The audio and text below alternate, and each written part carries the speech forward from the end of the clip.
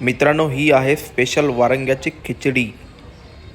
तुम्ही पाहू शकता खिचडी शिजत आहे आणि ही गॅसवरती नव्हे तर एकदम चुलीच्या आहारावरती खिचडी शिजत आहे आणि याच्यामध्ये आता कस्तुरी मेथी टाकत आहेत। मित्रांनो, आम्ही सध्या आलेलो आहे वारंगा फाटा इथली स्पेशल खिचडी खाण्यासाठी। तर मला पण दाखवतो इथली स्पेशालिटी। हे लोकेशन मित्रांनो वारंगा फाट्यावरती आल्यानंतर नागपूरला जाण्याच्या रोडवरती आहे। जय अंबे उपहारगृह म्हणून हॉटेलचं नाव आहे। तुम्ही पाहू शकता आता इथे खिचडी शिजत आहे गरम गरम मस्तपैकी चुलीवरती शिजत आहे स्पेशल। आणि ही वारंग्याची खिचडी आहे, ही खूप फेमस असते मित्रांनो।